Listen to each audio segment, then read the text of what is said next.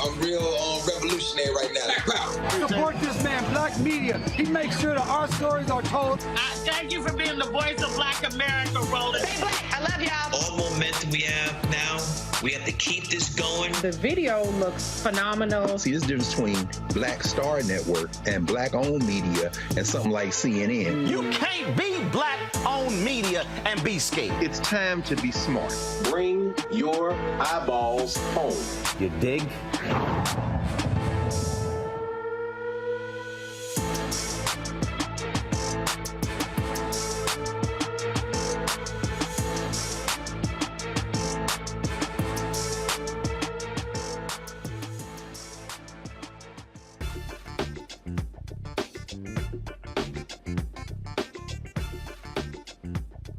Today is Monday, January 9th, 2023. Coming up, I'm Roland Martin Unfiltered, streaming live on the Black Star Network.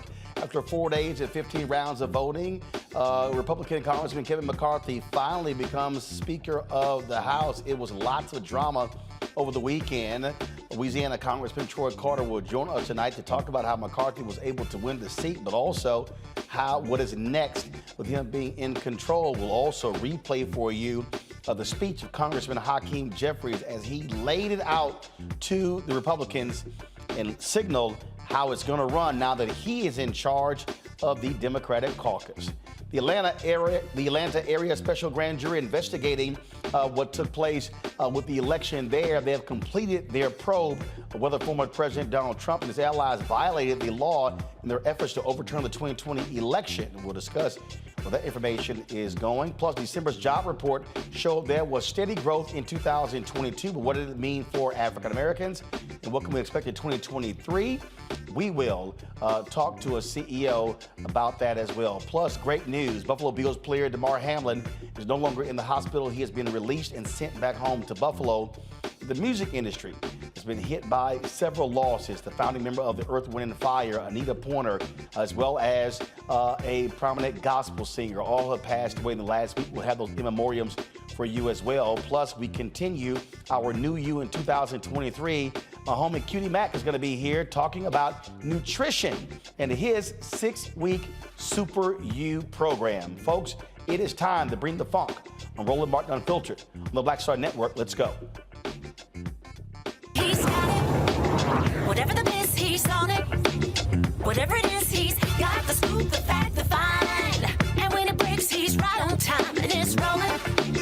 Best believe he's knowing. Putting it down from sports to news to politics. With entertainment just for kicks, he's rolling. It's on go, roll, roll, y'all. It's Roland Martin, yeah. Rolling with Roland now. He's funk, he's fresh, he's real, the best, you know he's Roland Martin now.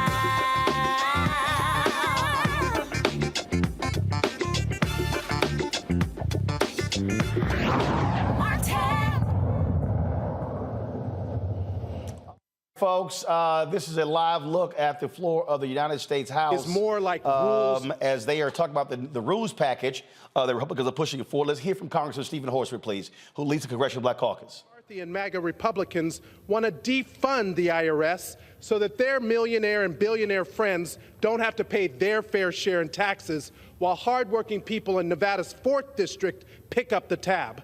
There's a persistent problem with the wealthiest Americans evading taxes or hiding their money in secret offshore bank accounts in order to avoid paying their tax obligations. In fact, according to a new Syracuse University analysis, low-income wage earners were audited 5.5 times more than the people in every other tax bracket in 2022. Democrats put people over politics and provided the resources and funding that the IRS needs to go after the super rich tax cheats. It is not fair that taxpayers with lower incomes are more likely to be audited than high-income taxpayers. And adding additional insult, their first bill adds more than $100 billion to the deficit over the next 10 years. What does that say about reducing our deficit? Stop this hypocritical. Gentleman's time has expired. Gentleman from Oklahoma. I ask for my time. Thank you, Mr. Speaker. Mr. Speaker, I ask unanimous consent that the Speaker be authorized to postpone the vote on ordering the previous Nevada, question. who is the new chair of the Congressional Black Caucus. Joining us right now is Congressman Troy Carter. Congressman, glad to have you back on Roland Martin Unfiltered. The reason we are here having this conversation is because Kevin McCarthy, after 15 rounds, got the votes necessary for him to become Speaker of the House. He made a lot of promises, which includes making changes to how the Rules Committee is, to how the House is governed. The problem he has now is he now has to get the votes to his own caucus to implement those new rules, and that's what the debate is about right now.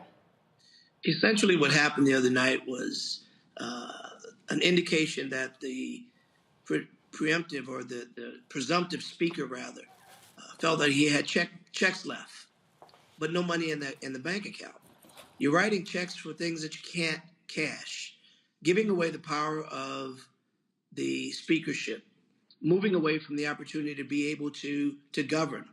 The speakership now is so diluted because essentially Mr. McCarthy was held hostage by the most conservative, the far right members of the United States Congress, which now puts us in a position where it's going to be very difficult for them to be able to get a consensus, particularly with the very slim lead that they enjoy. When you look at this rules package that is being debated now and will be voted on, it attempts to change many of the positive things that were done by the Democratic Party, but things that will definitely hurt the American people by taking away those extra IRS agents. They seem to think that this is designed to go after ordinary citizens. It's not. It's designed to go after those that have evaded paying their taxes. In fact, Jennifer Yellen, Jennifer Yellen, who is the Treasury Secretary, has made it perfectly clear: no one nor family making less than $400,000 is going to be audited by these new folks. And the reality is they know this. Roland, they know this, but they also know that that's not who they're there to protect.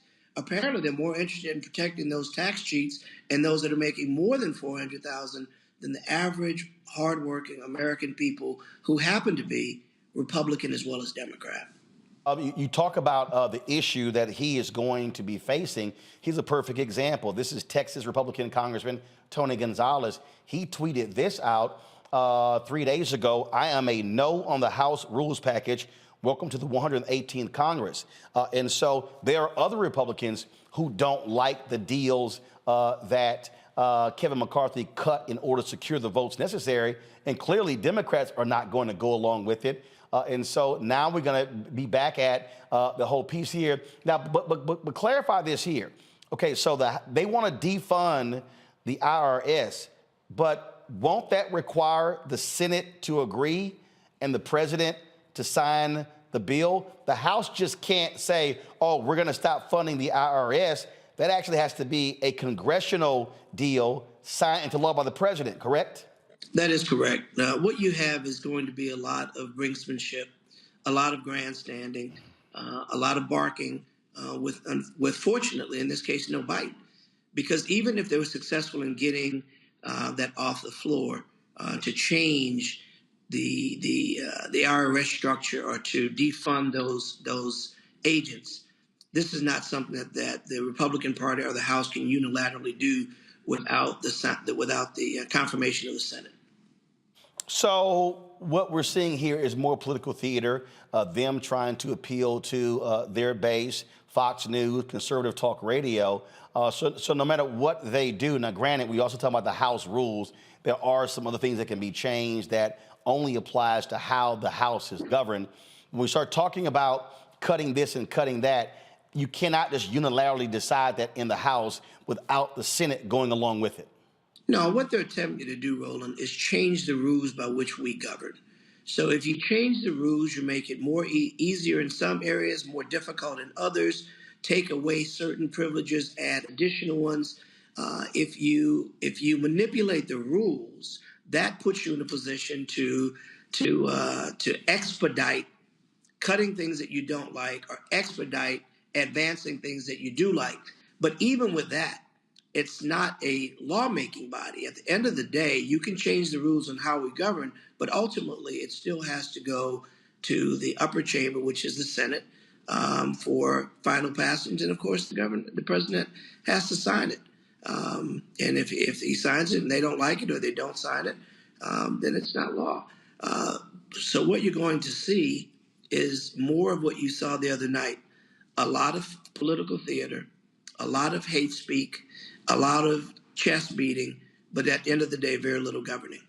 So what we're about to, again, and I keep warning people, I was up late watching everything unfold Friday night, early Saturday morning, and we saw how Kevin McCarthy went over and how he whispered and was talking to Matt Gaetz, who changed his mind to vote present, and then that caused McCarthy to hurry up and stop the vote to adjourn. The Republicans flipped, and then that led to the vote, to be elected speaker. But again, when you have to cut that many deals, it's going to tick off even some people who were on your side, and now they can sit here and, again, like terrorists, negotiate over and over and over again. And so it's going to be hilarious, frankly, just to watch what happens when they try to move something forward, knowing full well if 5, 6, or 8 Republicans disagree, it can't get passed without some Democratic support. And without there being another request for a ransom.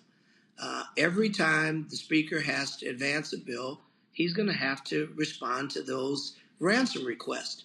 Listen, there's no way to govern. There's no way. The American people don't expect us to be here having to answer to unrealistic ransom demands from members of your party because they want this or they want that. In a true democracy, we should be working together for common goals. We don't have common goals. Their goal is to undo anything that looked like it may have been something that was passed by Democrats. And unfortunately, those things are all things that benefit the American people, not just Democrats. They impact and they better the lives of Democratic people across the country, Republican people across the country, people of all backgrounds and races. Unfortunately, this conference of Republicans seem to be so hell-bent on holding the gavel and less concerned on passing good policy. Again, we can expect a whole lot of drama taking place. And frankly, Congressman, I think it's going to be a lot of bickering, a lot of floor speeches, a lot of everything else. I don't think it's going to be, frankly, a lot of governing because, again, I think what you'll end up seeing, you're going to end up seeing a lot of infighting among the Republican caucus, and Democrats is going to be sitting there going, hey, let me know when y'all done. Well, I tell you what Democrats are going to be doing. We're going to continue to set policy. We're going to continue to communicate with the American people. We're going to continue to tell the true story of what's happening in the people's house. We're going to talk about the things that they use as whistleblowing efforts to try to speak to a certain audience while keeping away from another. We're going to make it clear so the American people know exactly what they're doing. We're not going to sit back and just let them run because they have the majority. We are going to continue to push forward. We're going to block bad legislation as best we can. We're going to work closely with our members of the Senate to make sure that that bad legislation does not get out of the Senate chambers. And we're going to bring our case to the American people so they can see who fights for the American people and who wants to have political theater, hate speak, and backwards thinking that we can no longer afford. We're going to be busy. You can expect that this Democratic caucus is going to be ever present on your show and every other show to make sure that we are informing the American people of what's happening in their capital. All right, Congressman Troy Carter, we surely appreciate it. Thanks a lot. All right, folks, going to a break. We come back. We're going to play for you in its entirety the speech that Congressman Hakeem Jeffries gave early Saturday morning. He let them know it's a whole new day. I'm the new sheriff in town. You're watching Roland Martin Unfiltered on the Black Star Network.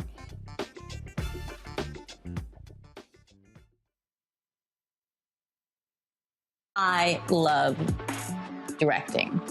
It's a different kind of piece I do believe that the 30 years I was acting was to prepare me for what I'm supposed to be doing and that what I'm really am good at. But when you were acting, were you even thinking about directing? Nope. Were you? So what the hell happened? If you had asked me 15 years ago, I probably would have said, no, I don't know. I was doing Ava DuVernay's first film, I Will Follow. Mm-hmm. And during that process, I think because it was her first film, maybe She's self-taught. Absolutely. I probably gave too many suggestions. And at some point, Ava said to me, I think you're a director and you don't know it.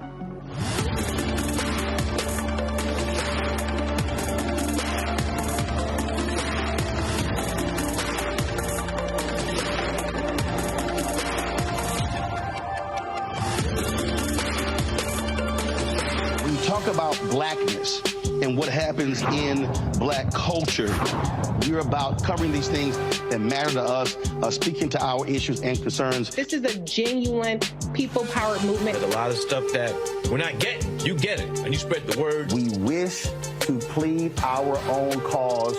Too long have others spoken for us. We cannot tell our own story if we can't pay for it. This is about covering us. Invest in black-owned media. Your dollars matter. We don't have to keep asking them to cover our stuff. So please support us in what we do, folks. We want to hit 2,000 people, $50 this month, raise $100,000. We're behind 100,000, so we want to hit that. Y'all money makes this possible. Checks and money orders go to P.O. Box 57196, Washington, D.C. 20037-0196. The Cash App is $RM Unfiltered. PayPal is R Martin Unfiltered. Venmo is RM Unfiltered. Zelle is roland@rolandsmartin.com. My name is Charlie Wilson. Hi, I'm Sally Richardson Whitfield. And I'm Dodger Whitfield. Hey everybody, this is your man Fred Hammond, and you're watching Roland Martin, my man, Unfiltered.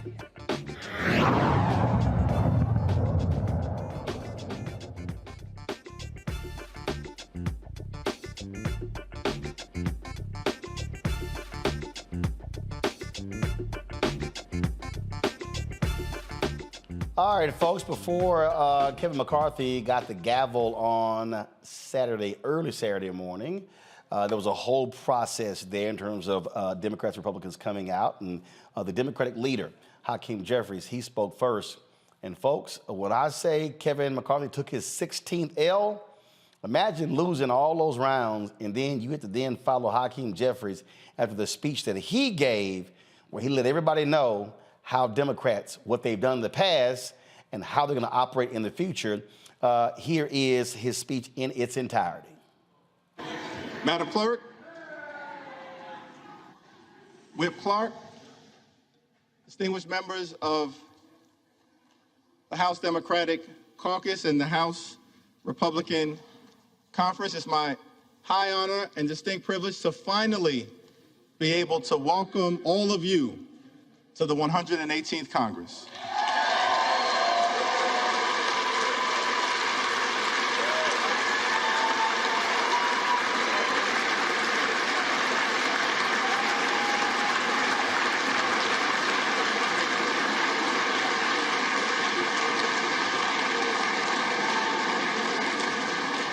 Let me just begin by thanking my good friend, Pete Aguilar, for his very generous words of introduction and for placing my name into nomination a total of 9 times. And I also want to thank my other colleagues from the Democratic Caucus for your generous words of nomination as well. Jim Clyburn, Catherine Clark, Ted Lieu, Dean Phillips, Joe Neguse, and Veronica Escobar. I also want to thank my colleagues, my friends in the House Democratic Caucus for your perseverance, for your strength, for your friendship, for your unanimity of purpose, and for your unanimous support.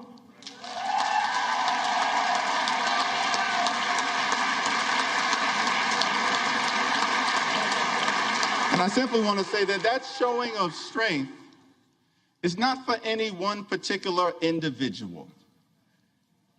It will be a showing of strength throughout the 118th Congress unanimity of purpose on behalf of the American people.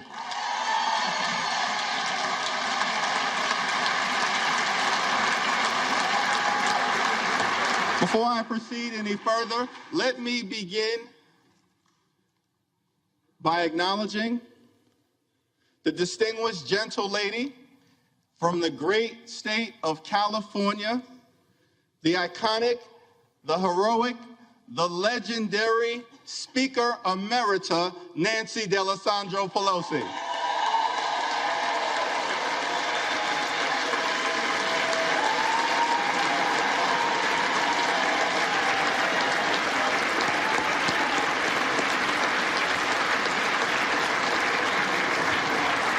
And without question in my mind, Speaker Emerita Pelosi will go down in history as the greatest speaker of all time. Throughout her time in Congress, she's been a legendary legislator, a fabulous facilitator, and a no-nonsense negotiator.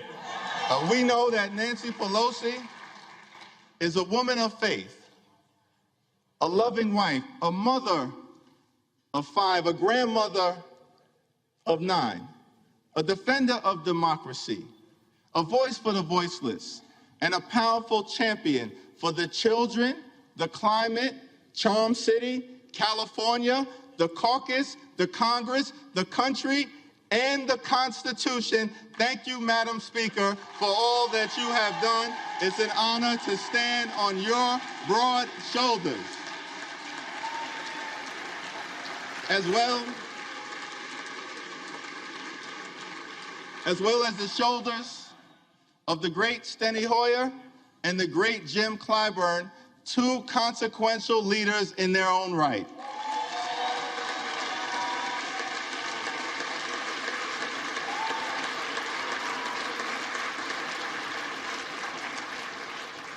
Now, the scripture says in Galatians, let us not become weary in doing good, for at the proper time we will reap a harvest if we do not give up.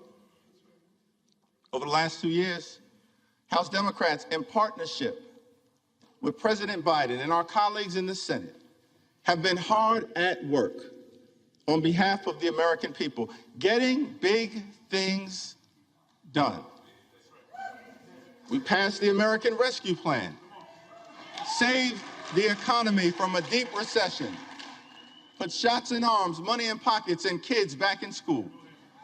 We passed the Infrastructure Investment and Jobs Act to create millions of good-paying jobs, fix our crumbling bridges, roads, tunnels, our airports, a sewer and water system, our mass transportation systems, and ensure high-speed internet access in every single community.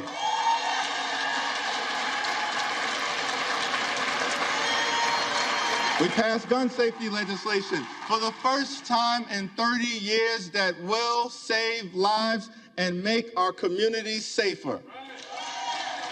We passed the CHIPS and Science Act to bring domestic manufacturing jobs back home to the United States of America and ensure that our workforce has the skills to succeed in the 21st century economy. And we passed the Inflation Reduction Act to strike a dramatic blow against the climate crisis, set our planet on a sustainable trajectory forward, lower energy costs, strengthen the Affordable Care Act, lower health care costs, and drive down the high price of life-saving prescription drugs for millions of Americans.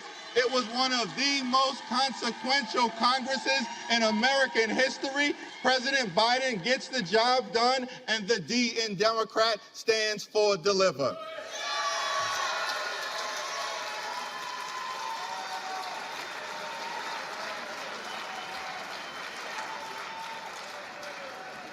So over the next 2 years, over the next 2 years, as we begin this 118th Congress, let us continue to fight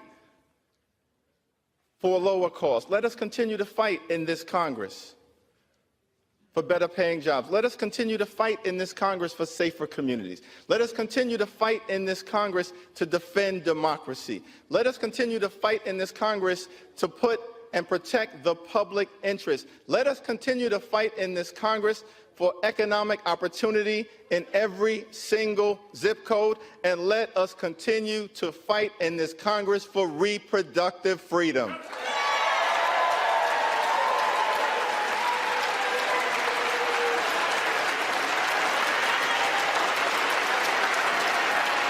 Because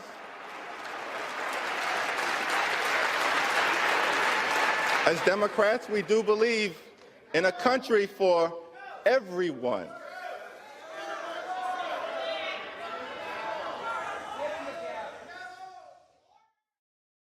My panel, Leon Malvo, I'm a Congo Dabinga, Representative Renita Shannon. I got a couple of minutes before I go to break. Real quick here, Omakongo. It was to watch him lay out what Democrats have done. Republicans, the reason he kept stopping because Republicans were not happy, were jeering him. All he did was tell the truth. All he did was tell the truth, man. It was the A to Z's of democracy. I mean, the way he laid it all down. And he's just so cool with it, man. It's like you don't really know that you're just getting these jabs thrown at you. It's like bam, bam, bam. But really, at the end of the day, you just got to respect what the brother did, what he continued to do, and what all of the Democrats have done to have those continued unanimous votes. And I'm glad you had the congressman on earlier because the Democrats have made it clear that they are not going to stop fighting. They're going to keep doing the work for the American people. They are a big tent. You got everybody who are on the more conservative side, and then you got people down to the AOCs and the Rashida Tlaibs. I mean, they see what the larger purpose is. And really, the Republicans have shown full out in front of everybody that they do not have the ability to govern, that they are petty, that they are evil, and they are vindictive. And they spent all of that time fighting over who's going to have the right to investigate Hunter Biden. That's what they gave the American people. And so we need to continue to fight. We need to continue to support Jeffries and everybody else who was there, because at the end of the day, in these 2 years, we got to continue building the case to be able to get them out in the next election. Hold tight 1 second. We come back. We're going to get the response from Julian and Renita. We're also going to finish the rest of his speech. And of course, you know, he is from Brooklyn, and so he loves dropping references to Notorious B.I.G. on the floor. And so let's just say when he did a walk through A through Z, Republicans are still trying to figure out, man, we ain't got nobody on our side with that kind of flow. All right, folks, we're going to show that when we come back. Don't forget to support us on the Black Star Network. Download the app, Apple phone, Android phone, Apple TV, Android TV, Roku, Amazon Fire TV, Xbox One, Samsung Smart TV. Support our Bring the Funk fan club. Send check and money orders. P.O. Box 57196, Washington, D.C. 20037-0196. Cash App, $RM Unfiltered. PayPal, R Martin Unfiltered. Venmo, RM Unfiltered. Zelle, Roland at RolandSMartin.com. Roland at RolandMartinUnfiltered.com. We'll be right back.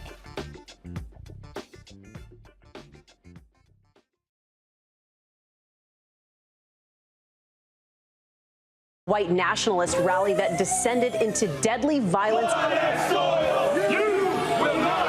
White people are losing their damn minds.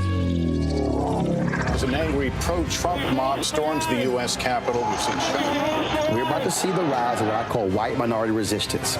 We have seen white folks in this country who simply cannot tolerate black folks voting. I think what we're seeing is the inevitable result of violent denial. This is part of American history. Every time that people of color have made progress, whether real or symbolic, there has been what Carol Anderson at Emory University calls white rage as a backlash. This is the rise of the Proud Boys and the Boogaloo Boys. America, there's going to be more of this. Here's all the Proud Boys, guys. This country is getting increasingly racist in its behaviors and its attitudes because of the fear of white people. The fear that they're taking our jobs, they're taking our resources, they're taking our women. This is white fear.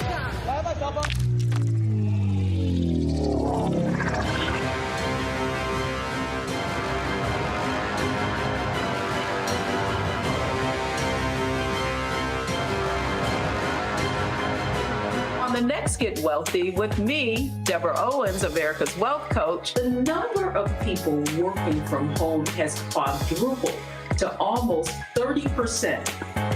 you're going to learn how you can now create your money space. It can impact your mood, your mindset, and your ability to get wealthy. Interior designer Nikki Klug joins us to share exactly what you need to do to create a winning workspace. Make a space that is going to instantly put you in the mindset so that you can be more productive, so that you're organized, so that you're inspired, or you're really focusing in on the task at hand. That's right here on Get Wealthy, only on Black Star Network.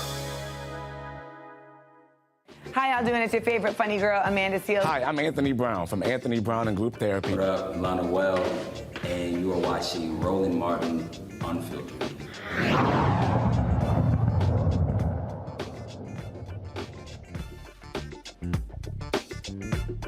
All right, folks, here's the rest of the speech from Congressman Hakeem Jeffries, the Democratic leader, now Democratic minority leader, took place early Saturday morning in the nation's capital.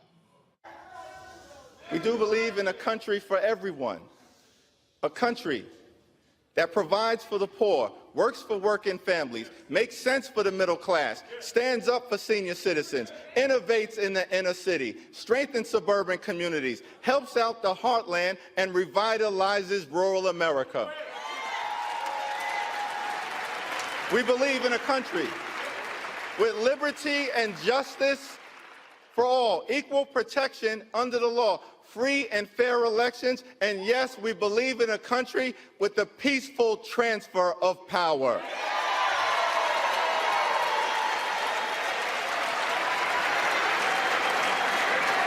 We believe that in America, our diversity is a strength. It is not a weakness. An economic strength, a competitive strength, a cultural strength. Our diversity is a strength. It is not a weakness. We are a gorgeous mosaic of people from throughout the world. As John Lewis would sometimes remind us on this floor, we may have come over on different ships, but we're all in the same boat now. We are white, we are black, we are Latino, we are Asian, we are Native American, we are Christian, we are Jewish, we are Muslim, we are Hindu, we are religious, we are secular, we are gay, we are straight, we are young, we are older, we are women, we are men, we are citizens, we are dreamers. Out of many, we are one. That's what makes America a great country. And no matter what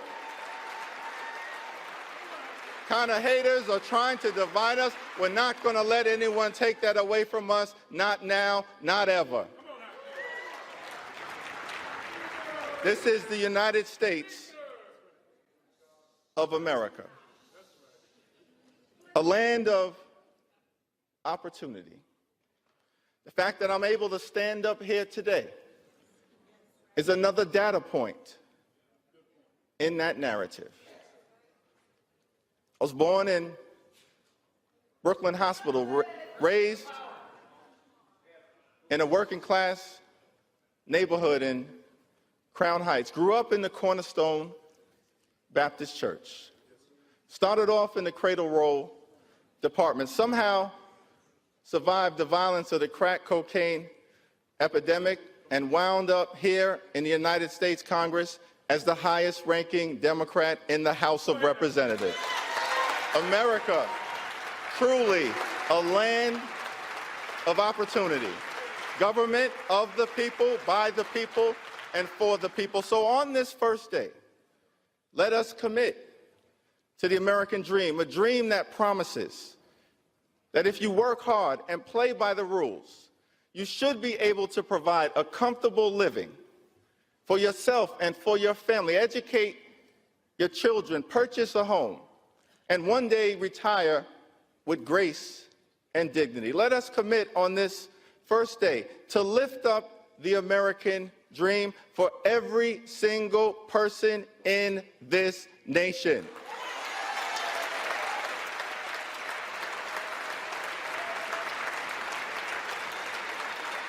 Now, I recognize that this is a moment of transition. As we transition from one Congress to the next, from one majority to the next, from a year of accomplishment, to a year of ambiguity, a moment of transition.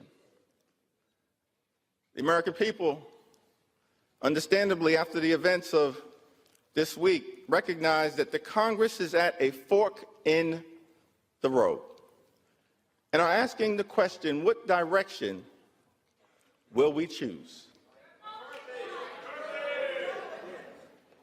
On this first day, I do not pretend to answer that question on behalf of my colleagues on the other side of the aisle, but we do extend our hand of partnership to you and want to make clear that we extend and intend to try to find common ground whenever and wherever possible on behalf of the American people.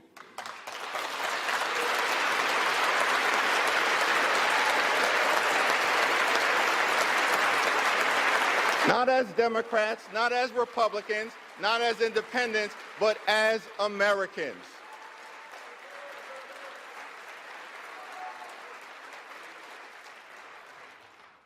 But I also want to make clear that we will never compromise our principles.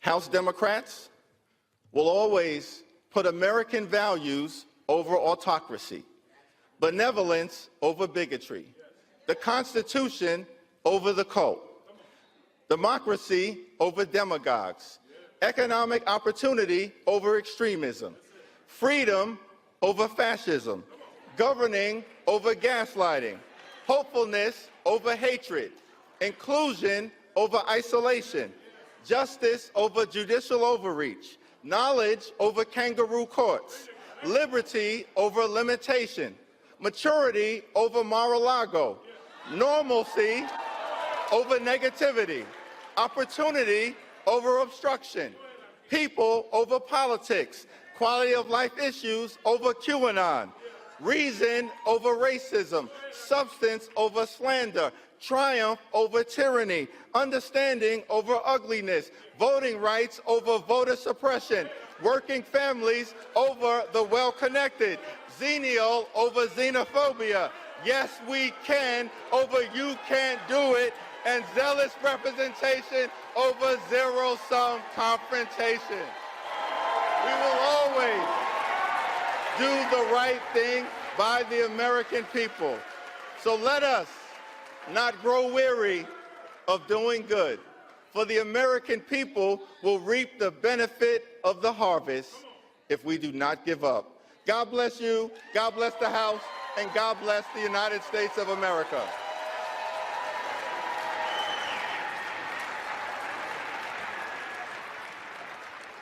Julianne, I love that Kevin McCarthy had to stand there and listen and watch the whole time. The Republicans were pretty pissed. They might have been pissed, but they got taken to school. And that's the bottom line.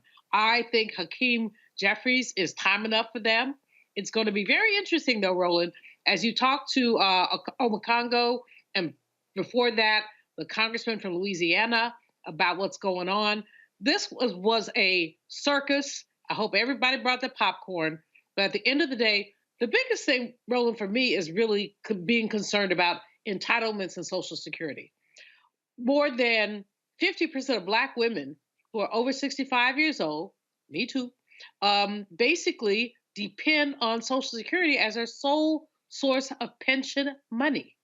More than half. So when this boy goes around talking about he's going to cut entitlements, I'm counting on Hakeem Jeffries with his poetic pushback to say, oh, hell no, because that's what's going to happen.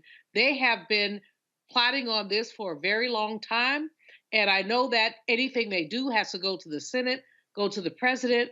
But the attack on entitlements is really what that 45th president, the orange orangutan, and his friends, they're holding up their phone talking about, please come talk to him. This is toxic, and it really is an attack not only on all Americans, but especially on Black Americans. Renita?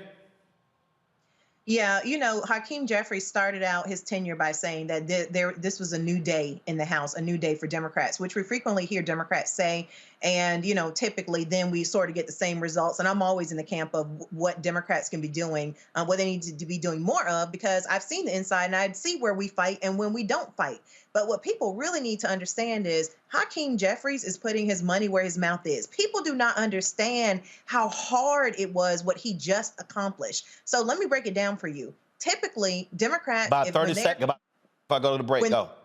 In the minority, they will put up a Democrat for speaker, but then not all Democrats typically vote for that Democrat that they put up. Yes, you have Democrats who will vote for the Republican for speaker. It has been more than a decade since all Democrats hung together and actually voted for the minority leader, their Democrat that they put up. So he has to be commended, and I do believe him when he says it's a new day.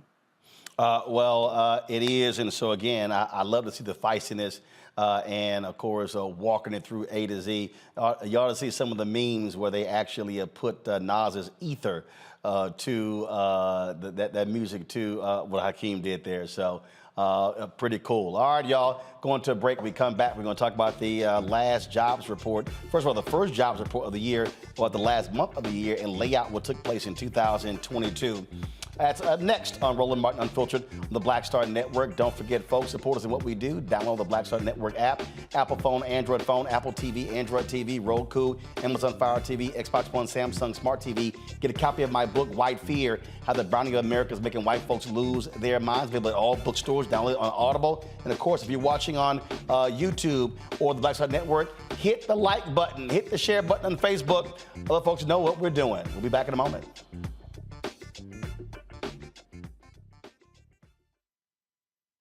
On the next A Balanced Life with me, Dr. Jackie, it's time to tie up those loose ends. Setting yourself up for balance, success, and even prosperity in the new year. Financial expert Pamela Sams joins our panel.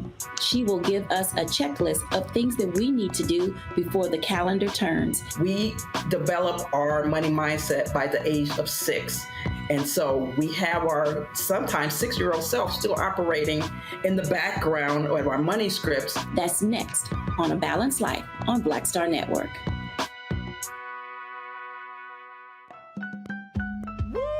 We're all impacted by the culture, whether we know it or not. From politics to music and entertainment, it's a huge part of our lives, and we're going to talk about it every day right here on The Culture with me, Faraji Muhammad, only on the Black Star Network.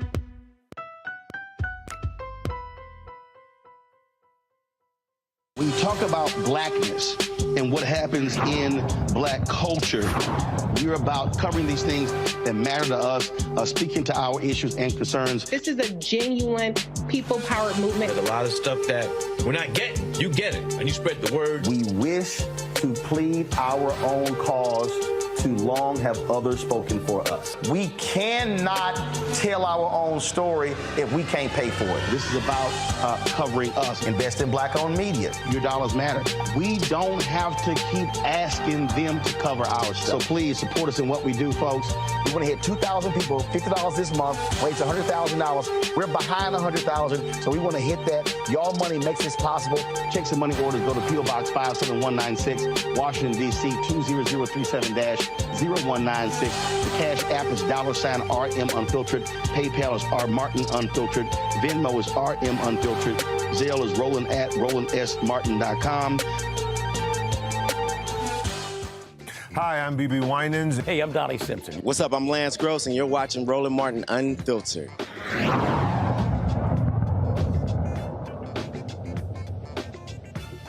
All right, folks, 2022 showed a strong economy, 4.5 million jobs added last year, unemployment at a 50-year low. Remember, all Republicans were talking about how things were just so awful and how bad they were. Well, the reality is that wasn't the case. They yelled and complained about inflation, but we also understood what was the case dealing with inflation as a result of the supply chain and also what would happen coming out of COVID. And then, of course, you had companies who were also jacking up prices, trying to recoup trying to recoup resources. Also, what we saw was the average hourly wage rose 9 cents to $32.82. Also, the Federal Reserve, they expect employers to begin pulling back on pay increases to help inflation as well. Now, hiring did slow in December, but that jobs report was still stronger than what many people expected. Maurice Jones is the CEO of 110. He joins us right now. Maurice, glad to have you here. First of all, what is 110? 110 is a coalition of companies and talent development organizations held together by the aspiration to hire and promote 1 million Black talent who don't yet have 4-year degrees into family-sustaining jobs and careers over the next 10 years. So your thoughts about, when you look at this jobs report, you look at what it revealed for 2022. Again, it was this steady drumbeat of, oh my God, the economy is awful, awful, awful, which made no sense when you saw jobs are being added nearly every single month. Wages increased. It was like the tale of two narratives, which made no sense to me all of last year. Yeah, no, when you look at the jobs report, the labor market is still strong, right? December added over 200,000, I think over 220,000 jobs. Unemployment ticked down 3.5%, all the things that you mentioned. Now, the other side of the coin, for me, in particular with the 110 journey, is looking at the Black unemployment rate. Now, the Black unemployment rate held pretty steady at 5.7%.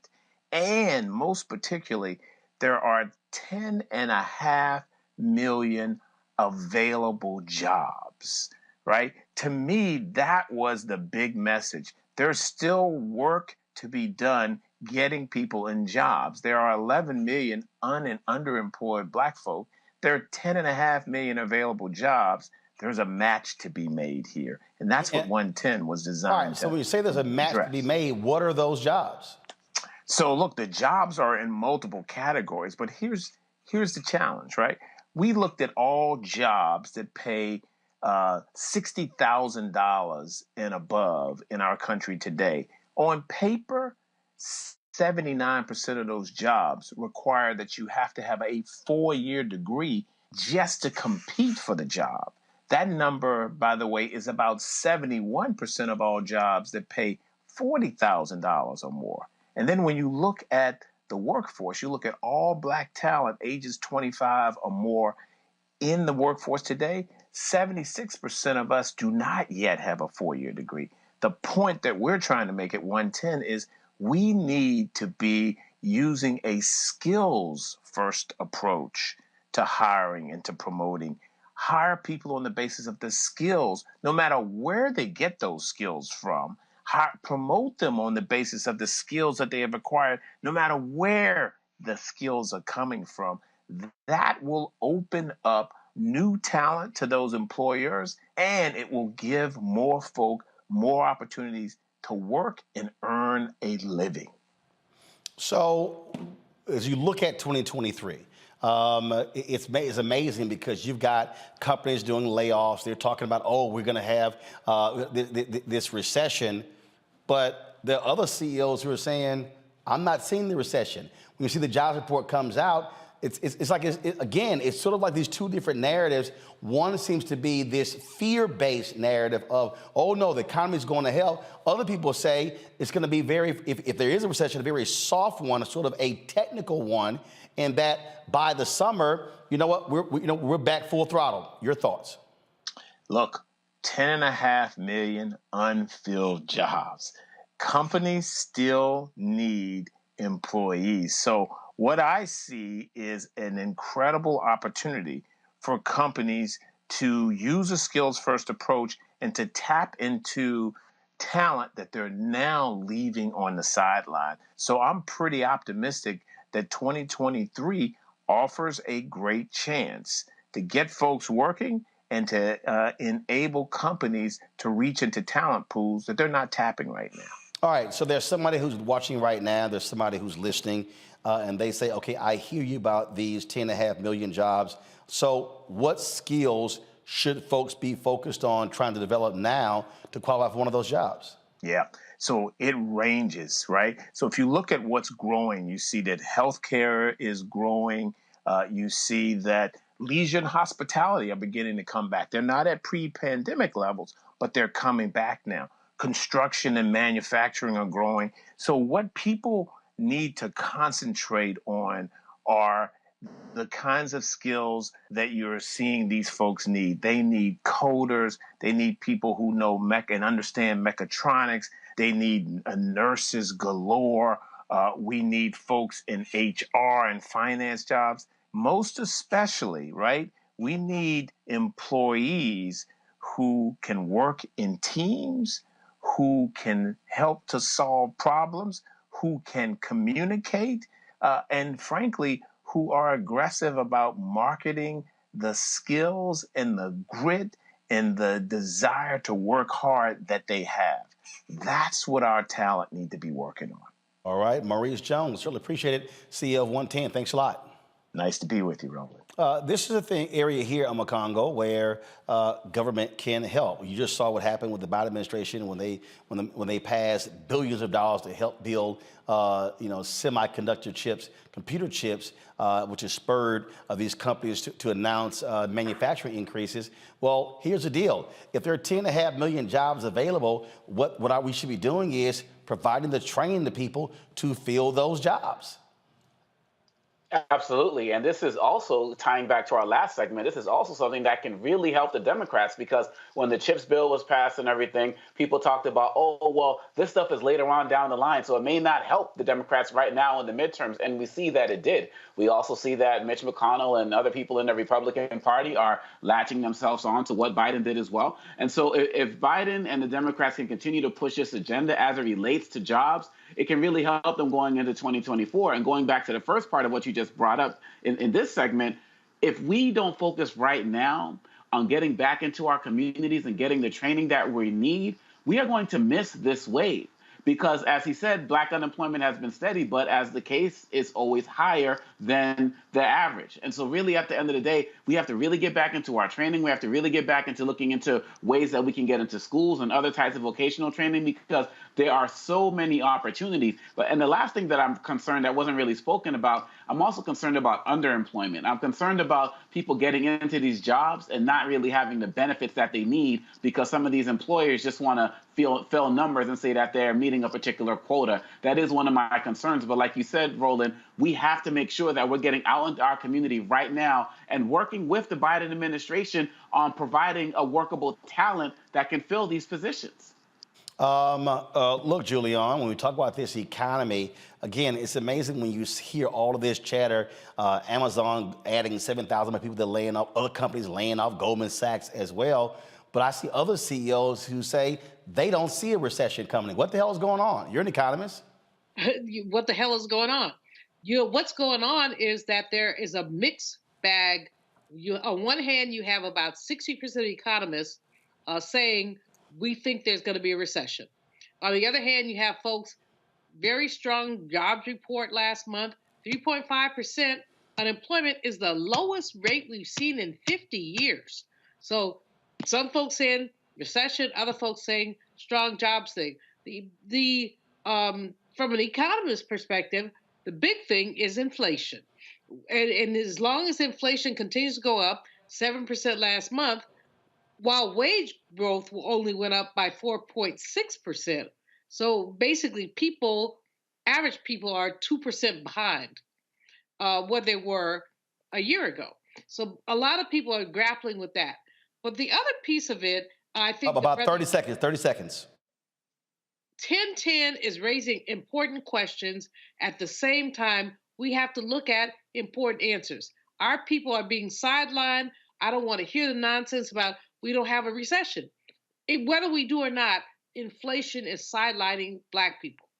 Well, 30 seconds? I got 10 seconds left. So got to go to a break, folks. Again, we're going to continue talking about this and what is happening because, again, what we're dealing with, how can the role that government can play to impact when it comes to these jobs. And so we'll break it down. That and other news when we come back on Roland Martin Unfiltered on the Black Star Network. Folks, support us in what we do. Join our Bring the Funk fan club. Your dollars make it possible for us to do what we do. We're going to be in Houston on Thursday. I'm going to be in Wichita, Kansas on Monday for MLK Day. We're going to be in Los Angeles next month for the NAACP Image Awards, broadcasting all that week. And so, again, your dollars make it possible for what we do while we're fighting the advertising battles as well. Send your check and money orders to P.O. Box 57196, Washington, D.C. 20037-0196. Cash App, $RM Unfiltered. PayPal is R Martin Unfiltered. Venmo is RM Unfiltered. Zelle, Roland at RolandSMartin.com. Roland at RolandMartinUnfiltered.com. We'll be right back.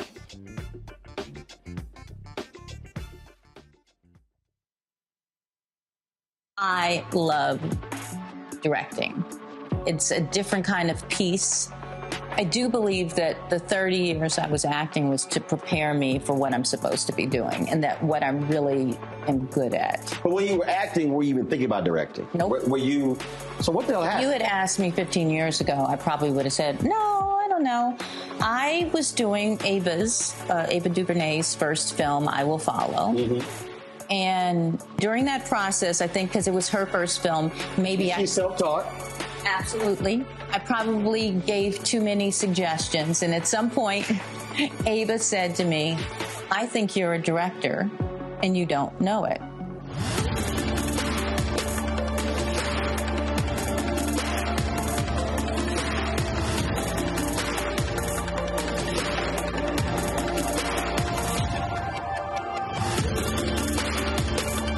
Next on the Black Table with me, Greg Carr. The Supreme Court is back in session. God help us all. It is no exaggeration to say that this current session could completely reshape this country and redirect our future for generations to come. And not in a good way. We invite Dr. Valeethia Watkins and Professor Angela Porter, our legal roundtable, back to the show to put it all in perspective. That's on the next Black Table. Please don't miss it. Right here on the Black Star Network.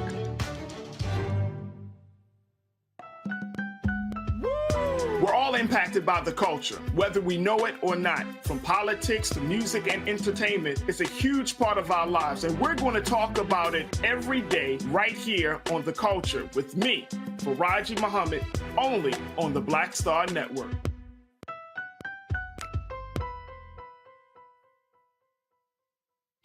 Hey, I'm Antonique Smith. Hey, I'm Arnez J. Hi, this is Cheryl Lee Ralph, and you are watching Roland Martin, Unfiltered. I mean, could it be any other way? Really? It's Roland Martin.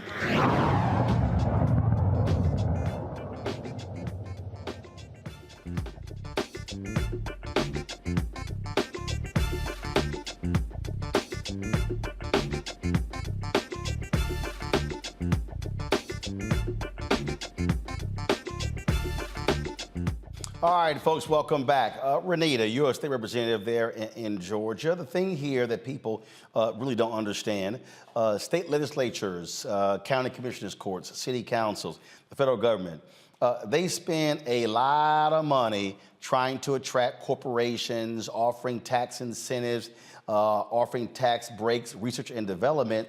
But it's always amazing to me that when it then comes to the worker, then folk get all jittery and skittish, and yet you have these individuals, especially the Republicans, who are complaining about the unemployment benefits people are getting, and they keep saying, well, all these jobs are available, people aren't applying. Well, there are reasons for it, and so the Fed is trying to push down wages. Well, I thought wages were a good thing, and so this is the dichotomy in our society. We're talking about jobs and income. Politically, they're basically on the side of the corporations and not the people. Yet when they run for office, it's the working class, it's the worker, blah, blah, blah, blah, blah. That ain't reality when it comes to policy making. Well, you hit the nail on the head, and that's why I was blown away by what Maurice said, because he said they are focusing on jobs that will allow you to afford to take care of a family. That is the most important thing that he said, because too often job reports and are always touted about, well, this is a good jobs report, or we've got 10 million jobs open. That doesn't matter if these are not jobs that can allow people to make a livable wage. You are always going to have some jobs open, as you mentioned, because the elected officials consistently give tax breaks to corporations to come into a state like Georgia, for example, and then they pay poverty wages, and people don't want those jobs. Nobody is going to, people, and it's not even really about what people want, but you have to think about it. People are not able to take a job that requires them to work 40 hours a week, and that one job is not enough to pay all of their bills. So everything that Maurice is doing is hitting the nail on the head, and somebody from the Biden administration needs to reach out to them and see what they can do to assist him and follow what he's doing, because what he's doing is what is most important to everyone, and that is helping to match them with a job that actually pays livable wages. And here's the thing when we start breaking these things down, Omekongo, and a lot of people, I think, have a false sense of what people out here make. In fact, that was a guy, let me see if I can find it. He pretty much, let me just go ahead and say, he's pretty much an asshole. He's one of these hedge fund dudes or something like that. And he put a video out the other day where he was like, where he said that a man should be embarrassed if he, matter of fact, I finally found the video here. Watch this, y'all. If you want to understand, again, the stupidity by which some people operate with in this country. His name is Grant Cardone. Listen to what this idiot said. If I made $400 grand a year, I would be embarrassed with myself as a husband, a father, basically as a human being. $400 grand. How do you make sense of $35,000 a month? You guys haven't done the math. You have not done the math, because you cannot live on $400 grand a year. If I made $400 grand a year, I would be embarrassed. Yeah, no, you're right. This fool actually said that. Now the reason this shows you the level of stupidity we're talking about here, Omekongo, and people see that stuff and they go, oh my goodness, this is the reality in America. Folks, in 2021, the median household income in America was $70,784. It was $71,186 in 2020. So there was a drop of about $500. That's 70,000. And Omekongo, the reason that video about that idiot Grant is just so stupid is that there are other people who run around here and they go, oh my goodness, I don't know how. Now that's the median household income. That means 2 people, 2 adults in the household. It means a kid may be working. That's what that means. So when this fool goes, I don't know how you can live off of $35,000 a month, the average American is living off of that times 2 for the year. And it just shows how out of touch so many of these people are. We talk about that when you were talking about the CEOs and the politicians, you know, the CEOs, they don't work for the people, they work for their shareholders. These politicians only care about getting money from the CEOs. They don't care about the people who are on the bottom. And on top of that, you're talking about the median income, which has dropped. But as Dr. Malveaux said, look at inflation. Look at everything costing more. Look at people not getting cost of living increases and really at the end of the day, this is a society that still does not care about the poor. It doesn't care about the working poor. It doesn't care about the middle class. It doesn't care. It's doing everything possible to push us even further down. So this man out here talking foolishly about being ashamed, let's be real. We should be ashamed as a country that we're putting ourselves in situations where our soldiers are coming back and they're dealing with food insecurity, where people in our communities are dealing with homelessness, where our schools are not getting the funding needed to be able to put kids in positions to be able to get out here and get these jobs. This is America's great shame. And that man out there, I don't know where he's coming from, but he's not seeing what people are seeing every single day who live in the real world. And that is the real shame of the United States of America, which is the greatest country on earth, but it's not doing the greatest for the most people right now. The thing, the reason why I wanted to play that clip there, Julian, is because whenever you see the debates in Congress and all of a sudden they're deciding, where to cut things off and the cap, you have a lot of these people who live especially in New York and New Jersey and other places, they're like, well, my goodness, what do you mean that if a family makes more than $250,000, they can't qualify for financial aid or for Pell Grants? I mean, my goodness, we have other bills as well. Okay, the reason that is just so, I showed you the numbers there, while that's ridiculous, because the average folks don't. The reality is, in America, we're talking about no more than 2% of Americans make $125,000 or more. I mean, we're not talking about, the number is so small. 98% of the people in this country, they ain't making six figures. But when you hear these policymakers, when we're talking about job training and development, they act like folks are just, out here splurging and blowing money, when that's not the case. Well, there's the dissonance here. First of all, these people who make public policy do not live lives. So they make public policy. They don't know how people live. So when we're talking about inflation as an example, you, I, and probably everyone on this panel will have a little bit of pain with inflation. But if you're below $60,000 and the cost of chicken wings goes up by 50%, and that's what you feed your kids, this is going to be a problem. But there's a cognizant dissonance between the way that policymakers live and the way that people live. And that's what we're grappling with now. Beyond that, we are dealing with a situation, Roland, don't get me started, you and me, don't get me started, but it's a repugnant to look at the economic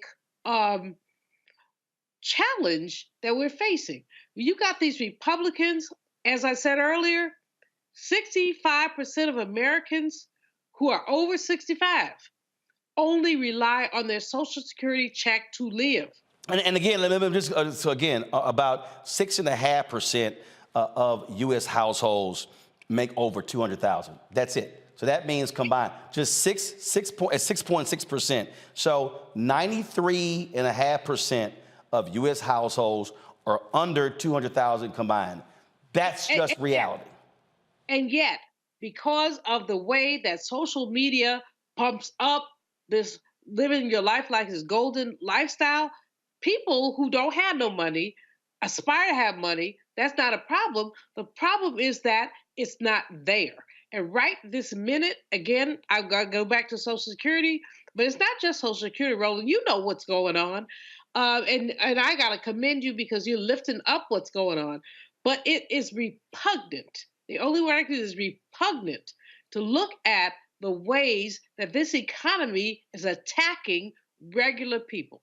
Yep, that is the case, and so it is just so unfortunate. But again, that's what we're dealing with. So hopefully, we'll actually see when you have these leaders talking about, these jobs available, they'll actually do something about it and provide assistance to workers, and not just companies. All right, got to go to break. We come back. We're going to talk about the special grand jury in Georgia investigating Donald Trump and his imps and the role they play in the 2020 election.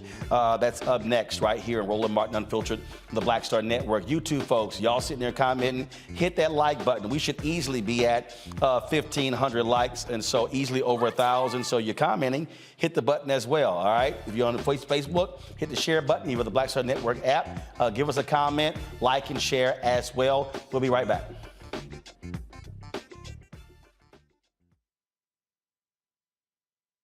hatred on the streets. A horrific scene, a white nationalist rally that descended into deadly violence. White people are losing their damn minds. An angry pro-Trump mob storms the U.S. Capitol. We're about to see the rise of what I call white minority resistance. We have seen white folks in this country who simply cannot tolerate black folks voting. I think what we're seeing is the inevitable result of violent denial. This is part of American history. Every time that people of color have made progress, whether real or symbolic, there has been what Carol Anderson at Emory University calls white rage as a backlash. This is the rise of the Proud Boys and the Boogaloo Boys. America, there's going to be more of this. Here's all the Proud Boys, guys. This country is getting increasingly racist in its behaviors and its attitudes because of the fear of white people. The fear that they're taking our jobs, they're taking our resources, they're taking our women. This is white fear.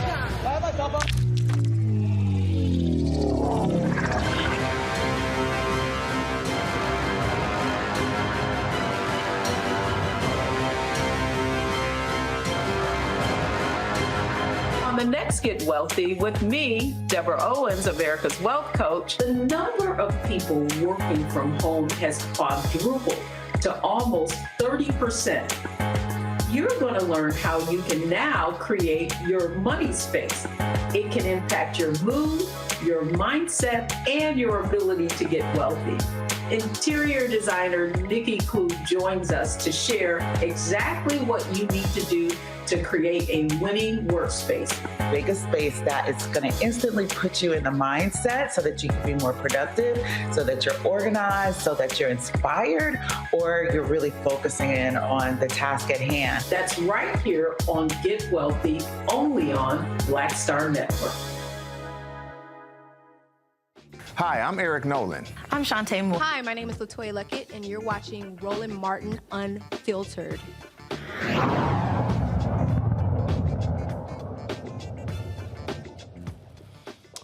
All right, folks, the Georgia Special Grand Jury, they've completed their investigation into Donald Trump's efforts to overturn the 2020 election. The Atlanta area Special Grand Jury, they're going to issue a final report that serves as a mechanism for the Special Grand Jury to recommend to Fulton County DA Attorney Fannie Willis to pursue an indictment of election interference. If she decides to pursue the indictment, she can have a regular grand jury impaneled.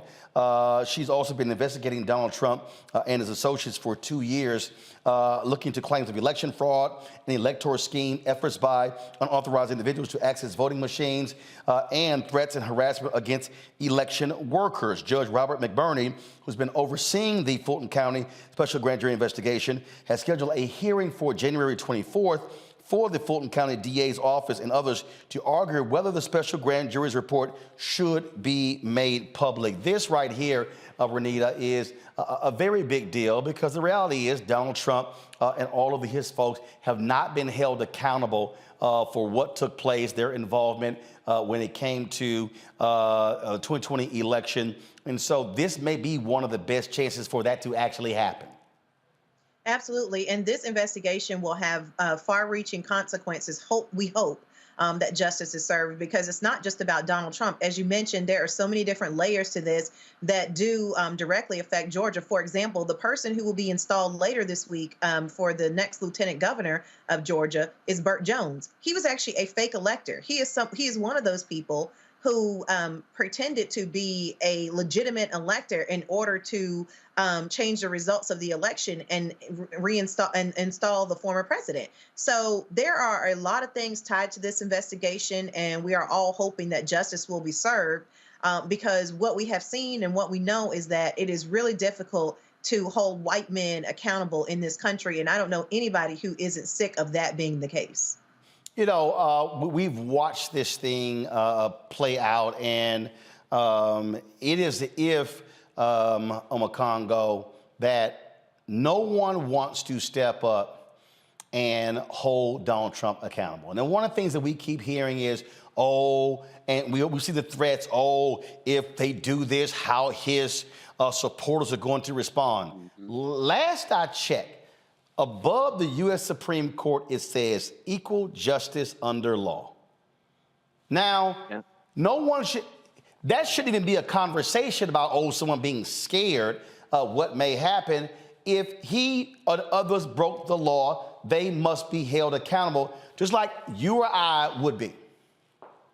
Period, bottom line. I mean, and people are talking about this past Friday was 2-year commemoration. So people calling it an anniversary. It's not an anniversary, commemoration of the insurrection. But my response to that was the insurrection is still ongoing. Look at the people who are in the House right now, the Matt Gaetzes and the Marjorie Taylor Greens, and how they have more power, and they haven't been held accountable. And Donald Trump hasn't been held accountable. We're seeing spillover effects in places like Brazil, for goodness sakes. So really, at the end of the day, and we talk about Merrick Garland, he had a rock-solid case, and then he turned it over to Jack Smith and the special counsel.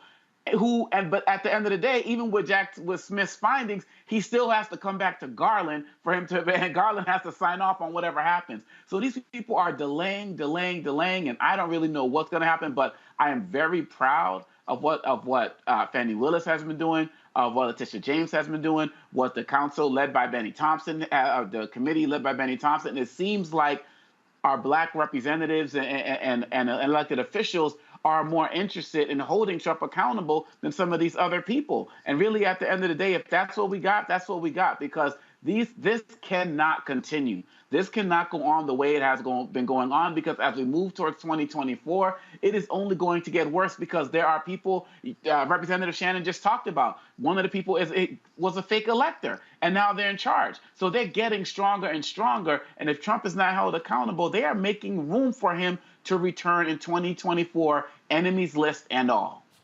There has to be accountability, Julian. And here's my whole deal. All right. So you're going to have a hearing. It should be made public.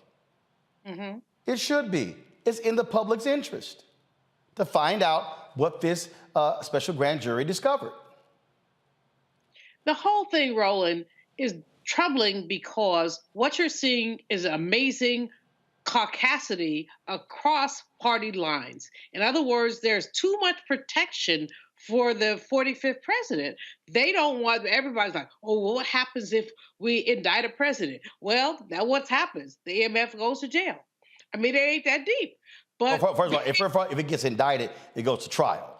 And then found guilty, he goes to jail. But yeah, I don't care if he's a former president. If you break the law, I mean, look, Spiro Agnew broke the law. He was the vice president of the United States, was forced to resign. But the point is this. They are covering up for this man. Even Democrats who have somewhat good sense are concerned about the precedent. Well, the precedent is that we've never had a president who stole, lied, cheated, and up to impeachment twice. Get your hind parts out the story. And too many people covering up for him. That's all I have to say. Too many people are covering up. And beyond that, Roland, the frightening thing is that what this means to our young people. I got to get back to that as an educator. What are we telling our young people about cheating, lying, stealing? We're telling them if that Maryland farmer, y'all know what I mean, Maryland farmer gets away with this, is telling young people you can cheat, lie, and steal. So I am flabbergasted about all of this and annoyed that the mainstream media, unlike you, Roland Martin, the mainstream media is making this like, oh, well, it's just whatever. I mean, they're more agitated, but they agitated enough. Turn this Maryland farmer out. Get him out of any kind of influence. I was repulsed when Marjorie Taylor Greene is holding her phone up saying, I've got DT on the phone. Come on now. This is what we're dealing with, and we're going 2 years into 2024 or a year and a half, and we've got to make sure that people with sense repulse this thing. That's where I am. And if excuse me, I'm a little agitated, but I'm just disturbed about the way that caucasity has allowed this man to do what he does, and that these 15 ballots, okay, dude, you want to be the speaker more than a hungry man wants a hamburger. Well, Okay. Renita, would it also, why you have to see it through? Because if you don't, what you're basically saying to any future politician, do the exact same thing, and that'll be enough cover for you not to be held accountable. Well, correction, do the same thing and also be a white man. That's the important part. Because we know that if this had been if President Obama would have tried this would not have even been a thing. It would not take this long to get justice. This would not have even happened because we all know what would have actually happened had he tried it. So, I mean, I do think that it's just very important for, all of us to get justice out of this situation. And to Julianne's point, it's crazy because the mainstream media is not talking about Merrick Garland's dereliction of duty. They are not talking about how swiftly justice could be served. And so, as Dr. Malveaux pointed out, it's really elected officials on both sides of the aisle who are covering for this person and who are moving very slowly towards justice. And like I said, I think the root of all of this is there is just still such a resistance in this country to actually hold white men accountable. That is what is at the bottom of this. So. Well, you're absolutely right, and it's unfortunate what we continue to see. On Congo, just a few moments ago, Republicans did push through their rules package. Give me 1 second. Let me pull this up here. The link here. And so Kevin McCarthy was able to secure the particular votes. It passed 220 to 213, again, by 2 votes. Texas Republican Tony Gonzalez stood by his point. He voted with Democrats in voting against the measure. And so, again, now here's the deal. You did have some folks like South Carolina's Representative Nancy Mace who was unsure. But now what you have is now you have what's going on again. Look, they're going to try to move to repeal rolling back the $80 billion in funding to the IRS. But as we already know, it don't matter because it ain't going to get through the Senate. And that's what when Hakeem Jeffries talked about kangaroo courts, that's what Congress is going to be. They're going to put forth, or the House is going to be, they're going to put forth so much that's just not going to go anywhere. They're going to be a do-nothing House, and they're going to spend a lot of our money, Roland.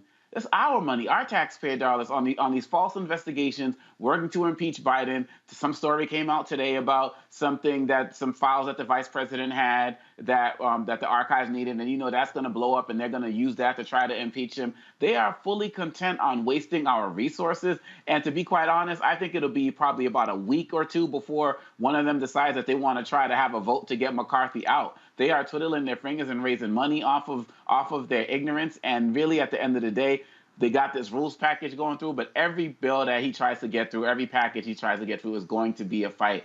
And I just really hope at the end of the day, we are fully paying attention. And he is not some great politician and leader. He got this position because of redistricting.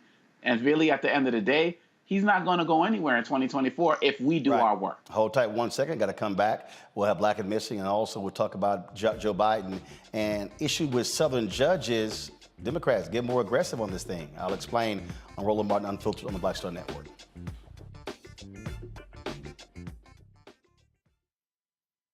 When you talk about blackness and what happens in black culture, we're about covering these things that matter to us, speaking to our issues and concerns. This is a genuine people-powered movement. There's a lot of stuff that we're not getting. You get it, and you spread the word. We wish to plead our own cause.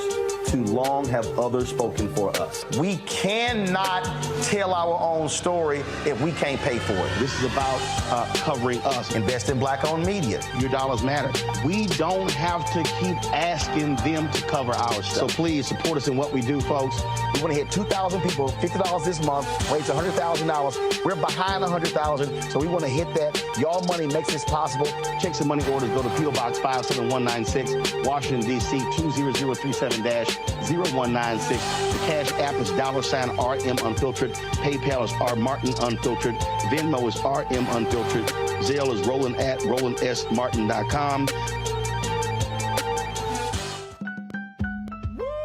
We're all impacted by the culture, whether we know it or not. From politics to music and entertainment, it's a huge part of our lives, and we're going to talk about it every day right here on The Culture with me, Faraji Muhammad, only on the Black Star Network. On the next A Balanced Life with me, Dr. Jackie, it's time to tie up those loose ends, setting yourself up for balance, success, and even prosperity in the new year. Financial expert Pamela Sams joins our panel. She will give us a checklist of things that we need to do before the calendar turns. We develop our money mindset by the age of 6.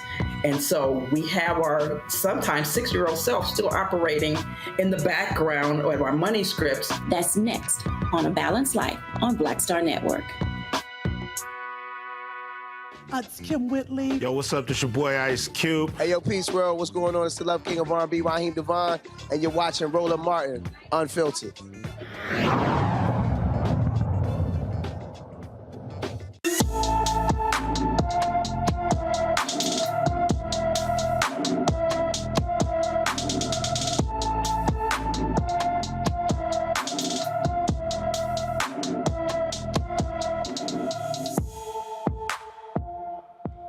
All right, folks. Today's Black and Missing. Navia Stanford went missing from her Madison, Wisconsin home on December 8th. The 16-year-old is 5 feet 4 inches tall, weighs 145 pounds, with brown hair and brown eyes.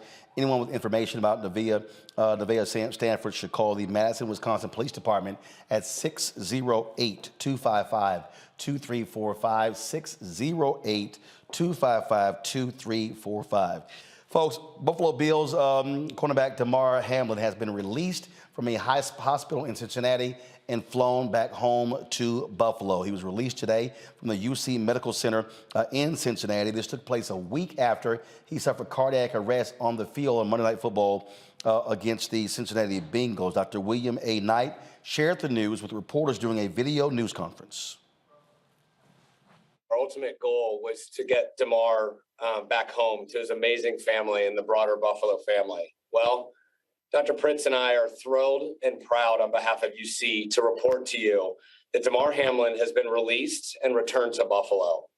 I traveled with him to the airport this morning with our UC Health Air Care and Mobile Care crew, including teammates who were with us on the field when Damar Hamlin collapsed.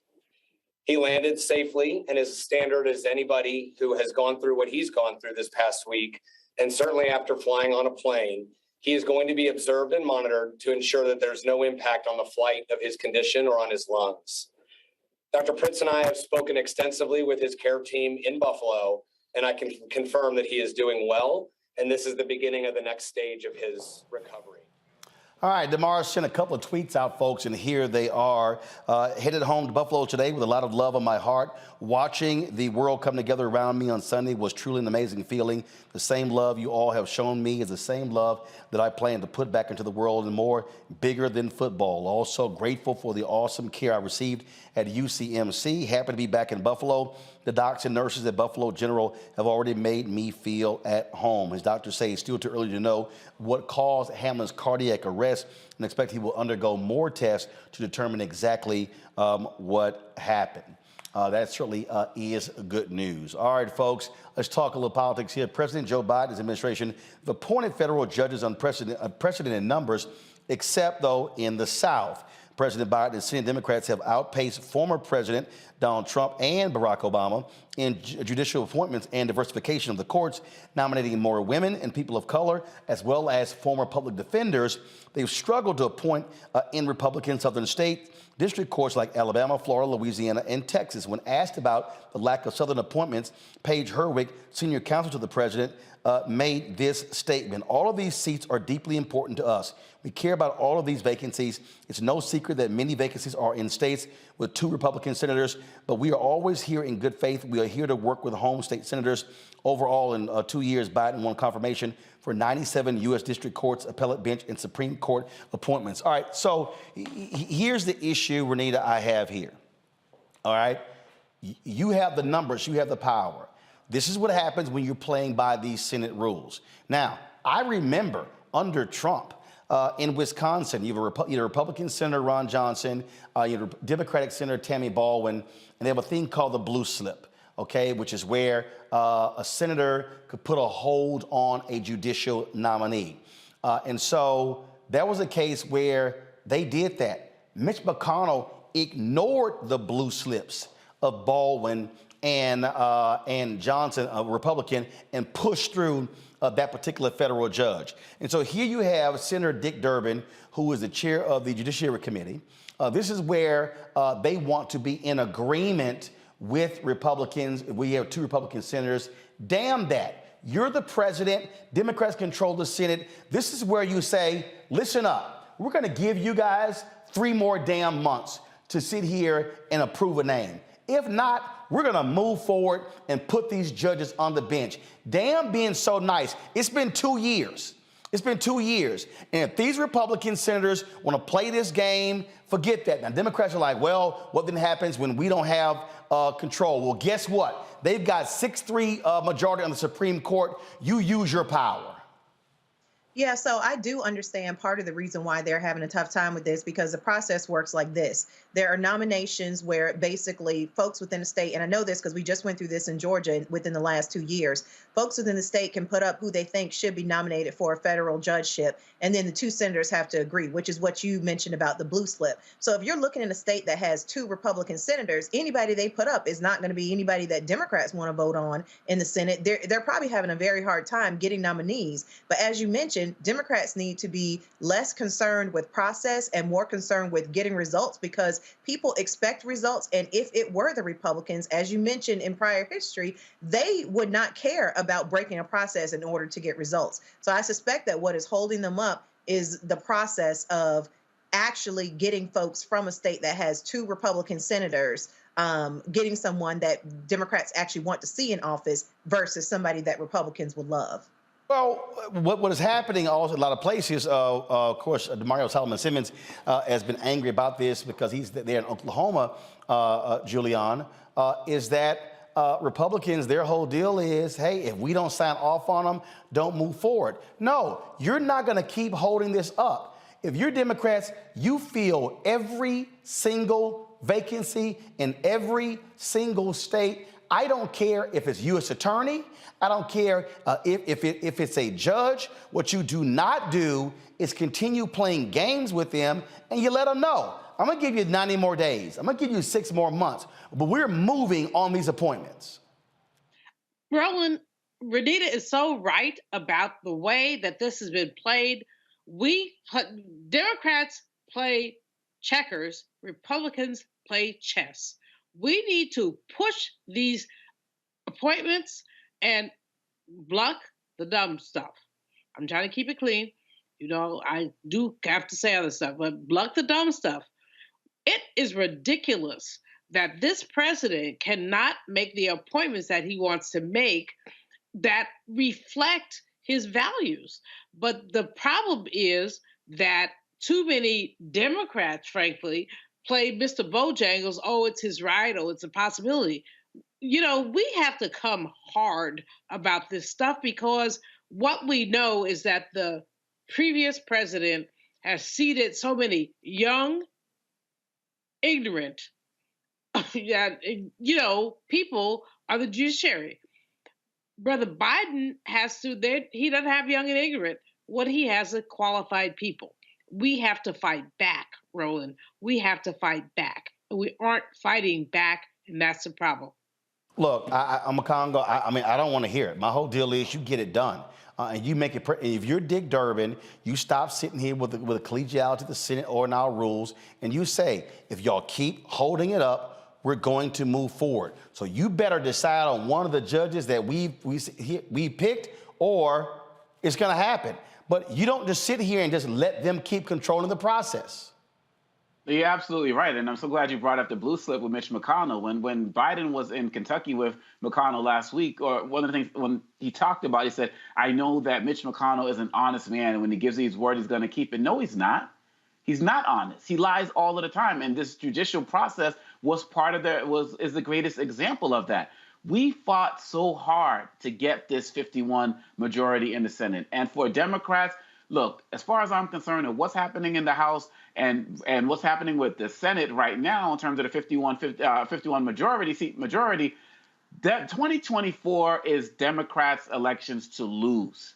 It is theirs to lose. And we, like you said, 3 months, 6 months, we are watching. And if they're not going to use the power that we gave them, all the months and time you spent down in Georgia, all of the work that the groups and the local organizations were doing in Georgia and in other states, if they're not going to use that, then they are going to lose the Senate as well. So they better start getting serious about these strides, because our loyalty is not, do not take it for granted. Well, in fact, in 2024, Democrats will be defending 23 U.S. Senate seats, Republicans only 10.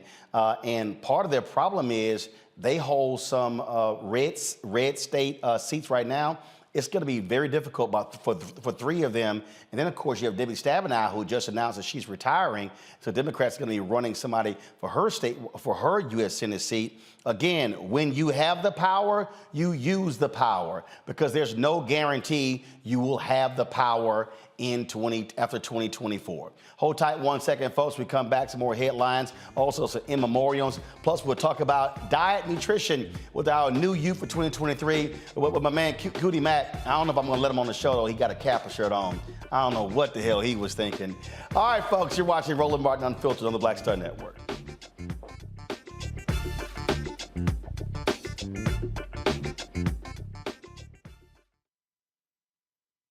I love directing.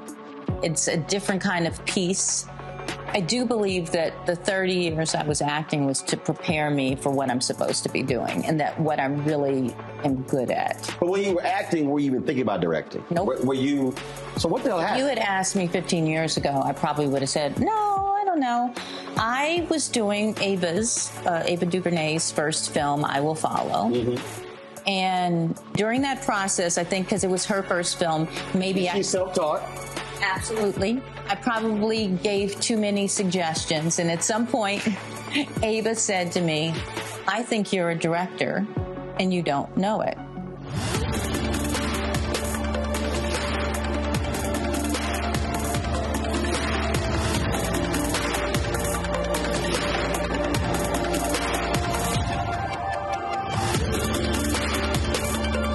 Talk about blackness and what happens in black culture. We're about covering these things that matter to us, speaking to our issues and concerns. This is a genuine people-powered movement. There's a lot of stuff that we're not getting. You get it, and you spread the word. We wish to plead our own cause. Too long have others spoken for us. We cannot tell our own story if we can't pay for it. This is about covering us. Invest in black-owned media. Your dollars matter. We don't have to keep asking them to cover our stuff. So please support us in what we do, folks. We want to hit 2,000 people, $50 this month, raise $100,000. We're behind 100,000, so we want to hit that. Y'all money makes this possible. Check some money orders. Go to P.O. Box 57196, Washington, D.C. 20037-0196. The Cash App is $RM Unfiltered. PayPal is R Martin Unfiltered. Venmo is RM Unfiltered. Zelle is Roland at RolandSMartin.com. Hello, everyone. It's Kiara Sheard. Hey, I'm Taj. I'm Coco. And I'm Lily. And we're SWV. What's up, y'all? It's Ryan Destiny, and you're watching Roland Martin Unfiltered.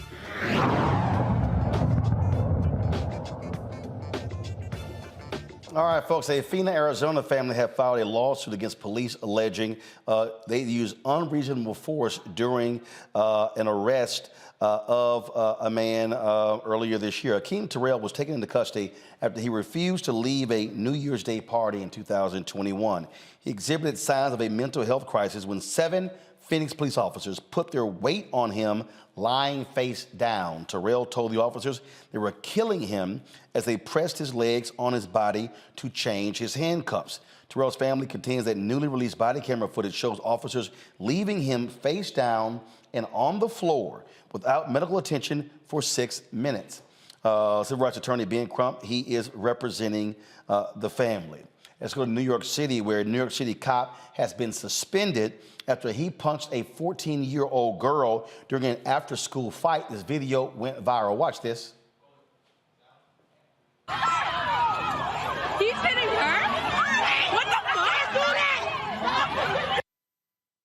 I want you to replay that video, and I want you to pause it here because you're going to see the black female cop. Her face is, she's literally like, what the hell are you doing? Roll it again, folks. He's hitting her? You literally see right there in the you see where she is looking at this white male cop in horror as to what he is doing. Roll it. He's hitting her? What the fuck? And so, folks, and this officer has been suspended without pay. Again, the girl was Kiana Robinson. The officer, let me see here, pull his name up here, is Scalzo. First of all, it was supposed to be breaking up a fight at Edwin Markham Middle School between Robinson and a 12-year-old girl when Robinson hit the officer and he started to engage the teen in a brawl. Police Benevolent Association President Patrick Lynch, this is the statement that he put out about the incident. What is clear at this point is that these police officers were trying to break up a violent altercation when they themselves were assaulted. What is needed now is a thorough investigation of the entire circumstances, not just what has been posted online. Well, of course, you know he's always going to defend them. Mayor Eric Adams said he was not pleased in seeing the video. This is the kind of stuff that we always have to deal with on Congo in terms of these reaction cops, of course, and they're protecting cops. But again, in real time, you see the black female cop. She is stunned and aghast at his actions. 2023, right? The more things change, the more things stay the same. And I'm glad that she demonstrated that type of reaction because it represented the reaction of all of us. And we have body cams, we have street cams, we have so many opportunities, cell phone cams, so many opportunities to record these things. And so many of these officers are more emboldened than ever to be able to go twice the girl's size from what it seems here, to be able to go and do that and assault her like that. If she really did, hit him, then fine. That's assault on a police officer. You arrest her. You have the right to do that. But to go back and actively attack, and someone saying in the video, he's actually going at her. This is despicable and disgraceful. And this is, once again, why we need to make sure that every police enforcement action or law or bill that can get passed under the Senate and the Biden administration, it needs to happen because he needs to be fired and he should not have the ability to go and work anywhere else. He should be prosecuted himself. What the head of that union or whatever whose statement you shared didn't say was that, yeah, more investigation is needed, but the officers need to hold themselves to higher standards. That's the part that's always missing when they're so quick to jump to the defense of their fellow officers. And I'm glad as Mayor Adams, as a former officer, said he wasn't pleased, but I'm looking forward to see what he does to take it a step further because this is unacceptable. Julian? Not being pleased is like the lowest bar that we have. These things are amazingly, we've been down this path before. And what we have to do is to continue to put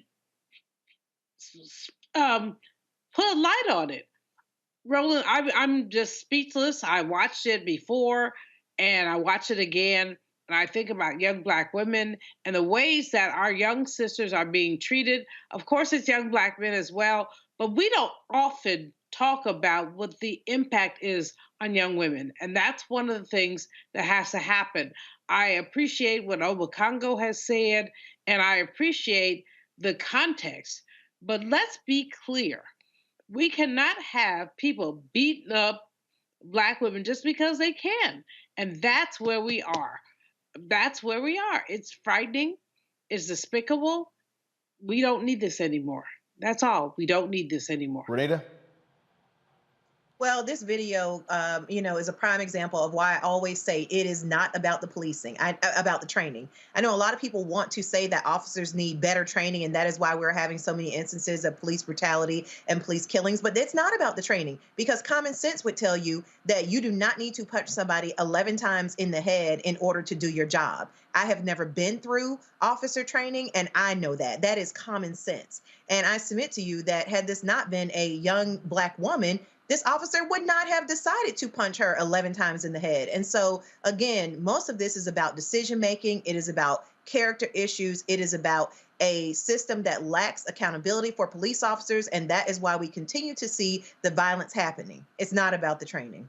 All right, folks, some in memoriams here. A founding member of the group The Whispers, Gordy Harmon, has passed away. Harmon's family confirmed the singer passed away peacefully in his sleep last Thursday at his L.A. home. It's believed he died of natural causes. Harmon, twin brothers Wallace and Walter Scott, Marcus Hudson, and Nicholas Caldwell founded the acclaimed R&B quintet in 1964. They met one another in Watts, in L.A., where most of the group resided in the Jordan Downs housing project. Their name was derived from their owner of a small record label in Hollywood, who suggested the Whispers as it reflected their soft vocal styling. Gordy Harmon passed away at the age of 79.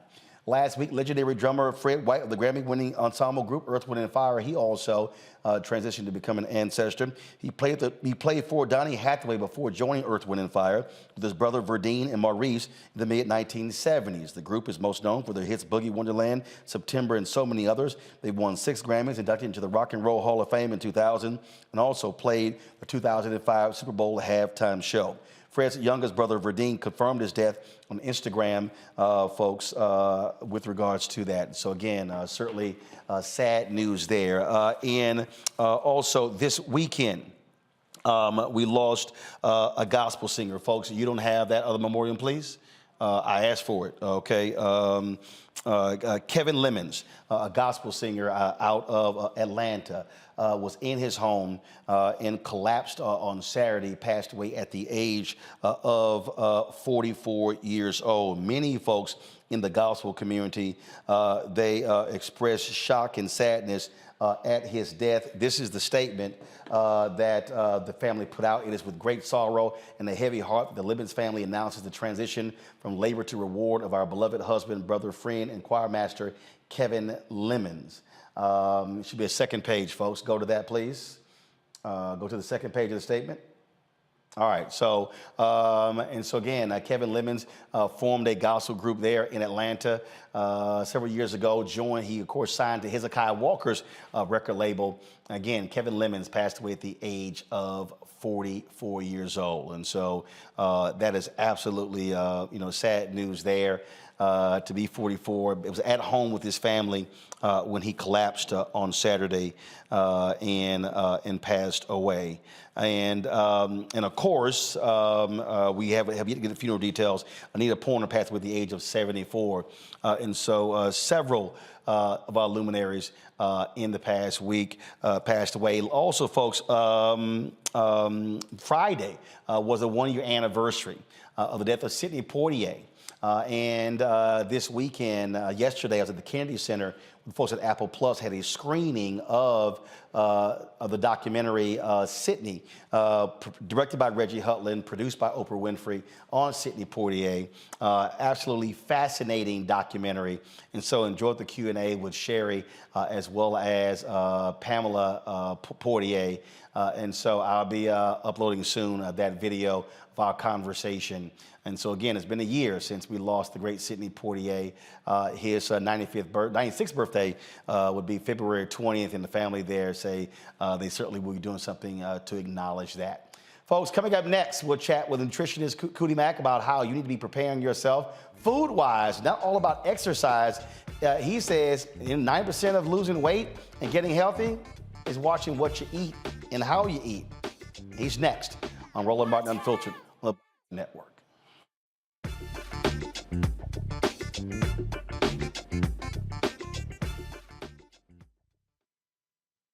On the next Get Wealthy with me, Deborah Owens, America's Wealth Coach, the number of people working from home has quadrupled to almost 30%. You're going to learn how you can now create your money space. It can impact your mood, your mindset, and your ability to get wealthy. Interior designer Nikki Klug joins us to share exactly what you need to do to create a winning workspace. Make a space that is going to instantly put you in the mindset so that you can be more productive, so that you're organized, so that you're inspired, or you're really focusing in on the task at hand. That's right here on Get Wealthy, only on Black Star Network. Hatred on the streets, a horrific scene, a white nationalist rally that descended into deadly violence. White people are losing their damn minds. As an angry pro-Trump mob storms the U.S. Capitol, we've seen shooting. We're about to see the rise of what I call white minority resistance. We have seen white folks in this country who simply cannot tolerate black folks voting. I think what we're seeing is the inevitable result of violent denial. This is part of American history. Every time that people of color have made progress, whether real or symbolic, there has been what Carol Anderson at Emory University calls white rage as a backlash. This is the rise of the Proud Boys and the Boogaloo Boys. America, there's going to be more of this. Here's all the Proud Boys, guys. This country is getting increasingly racist in its behaviors and its attitudes because of the fear of white people. The fear that they're taking our jobs, they're taking our resources, they're taking our women. This is white fear.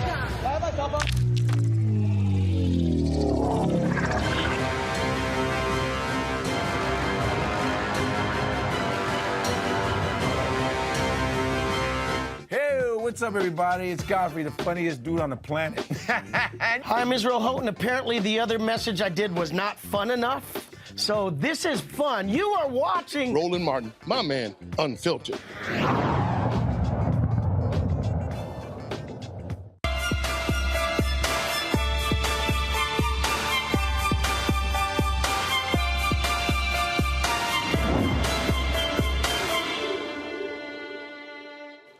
All right, folks, we continue our Fit, Live, Win segment. We normally do it every Monday, but we've been doing it since I got back on January 3rd, every day, with the whole focus on a new you in 2023. As I said, when I was in Jamaica, I thought about it. Hit me like, you know what, we should do this. Really, just encouraging folks to do different things. Not just focus solely on fitness, but diet and other different ways. So we're going to be talking to tomorrow Cheryl Grant. I'll be focused on who's Miss Olympia, focusing on fitness for women over 50. Also this week, Funk Roberts will be on talking about fitness for men over 50. Rodney Lennon will be on Friday talking about the importance of lifting weights when it comes to losing weight as well. Joining us today is Cootie Mack. Of course, he was one of the folks, last I had him on, I was on my TV One show, and was one of the 7 names that popped up. I was like, you know, we need to get him back on the show. And so glad he is back. Don't come with that Kappa shirt again, just letting you know, okay? We just said J5. I don't care. Who? J5 or Founders Day. What is that? Founders Day. Oh, I don't care about that. Okay, and today the Sigma's Founders Day, and so Terry Stark's been sitting there texting me all day. Terry, we don't care. We don't care. All right, so let's get right into it. One of the things that you always talk about is that people spend so much time on the fitness part. Oh, I'm going here, I'm working out, I'm doing this, doing that. When the reality is, it's what they're eating, how they're eating, that impacts whether they lose weight, whether those health numbers when they go to the doctors, that blood work comes back, whether those numbers improve, is really what they're putting in their body. Precisely. I mean, you know, I heard you talking about statistics when it came to economics earlier, and people, even I was like, wow, that is true. Only a smidgen of the people in this country make over 6 figures. And it's the same thing when it comes to nutrition. Literally, in the Western world, I read multiple times that 70% of the diseases that we all might have are all a function of what we're eating or not eating. Mm-hmm. So literally, what we're eating is the catalyst for everything. Exercise just accelerates whatever the activities of your digestion and nutrition provide. So one of the things that, and again, you have people have all kinds of different opinions on this, depending upon whoever your dietitian or your nutrition person is. And then you got some people who say, oh, no, go plant-based. Don't eat chicken. No, don't eat that. No, don't eat turkey. Don't eat this. Don't eat the impossible meat or whatever the heck. It's all kind of different stuff. You know, your outlook on that, because, again, there are others who are like, absolutely, no, you got to go completely plant-based, eat no meat whatsoever. Others are like, no, you can actually eat meat. It's just a question of what type of meat, how much you eat it, and when. Precisely. When I was studying that very same phenomenon, I was like, okay, you hear these people talking about plant-based, vegetarian, vegan, etc. I started studying animals. And I looked at the teeth of animals. And if you look at what sharks eat, what alligators eat, and you look at their teeth, almost all of their teeth, super sharp, and they got a zillion of them. With human beings, we've got 4 teeth that are really designed to rip up meat out of our 32. So if you think about that mathematically, I consciously believe, and I can say with some certainty that 1/8 of the food that we eat can be meat, and the rest should be plant-based. Our bodies are designed to process plants seamlessly. Unless you have specific conditions, by and large, fruits and vegetables will never do you wrong. Right. You know, a little bit of meat. Now, for instance, with me, I'm not a vegan, but I eat like one most of the time. And about 3-4 years ago, I went to the doctor, and there was this little number that was out of whack. Something that my doc was like, don't worry about it. But because I am who I am, I was worried about it. And when I asked him to research what fixes that number, it was actually like, you need to eat more red meat. Really? Yeah, so but not a bunch, but I just needed a little more red meat. Because I would eat a burger or a steak once every 3-4 months. Right. So that was good for me, because I was like, okay, cool, next cookout, I'm good. Or next time we go to Maestro's or a steakhouse, I can get one. Now, I'll be honest, I love the taste of meat. I don't have to eat it all the time. Right. So that's the whole thing. But it's like when I think about it, just what you said, I might eat red meat once every 6 months. Right. It's not actually a lot. Right. Eat more chicken, eat more fish. Eat more fish. Eat more turkey, things along those lines. So also when it comes to, I'm going to go to my panel in a second, also when we talk about, we talk about nutrition. Okay, so you just mentioned vegetables. All right, I hate most vegetables. I know. So, I do. I hate nearly all of them. But is there a difference between eating the vegetables cooked or raw, or doing them in a smoothie? Is it the same? It's raw, and smoothies are close to each other. Cooked, not. Now, there's some vegetables like bell peppers. Some bell peppers, the nutritional properties change. So they're good for you raw, but they're good for you in a different way when they're cooked. Got it. So that's something that we can really dig in the weeds on, and I can help people out on if they just want to hit me directly, because I can really cut through whatever their specific issues are. But raw vegetables, by and large, are good for you. Fruit, by and large, good for you. Cooked vegetables aren't terrible for you. So let's deal with fruit, because what gets me is you got all these, YouTube, TikTok, Instagram nutritionists out here. Then folks are like, oh, no, don't eat too much of that fruit, or don't eat this fruit. Oh, no, can't have too much watermelon, can't have too much pineapple, can't have too many blueberries. Then you're sitting there going, well, damn, what in the hell can I eat? And some people get so frustrated, they just go, man, what the hell, I'm just gonna eat whatever. I love that you brought that up, because before we start feeding ourselves food, we should feed our minds with good information. So with that said, especially in the spirit of trying to make sure that we start off 2023 properly, and it's not too late. It's not too late to start off 2023 properly. What I want to do is feed the mindset. Everybody wants to get better. Generally speaking, most people want to lose weight, but that's not everybody's goal. And again, we can talk about how to firm up these goals, one-on-one, but what I want people to think about is just what I call a 4-minute fix.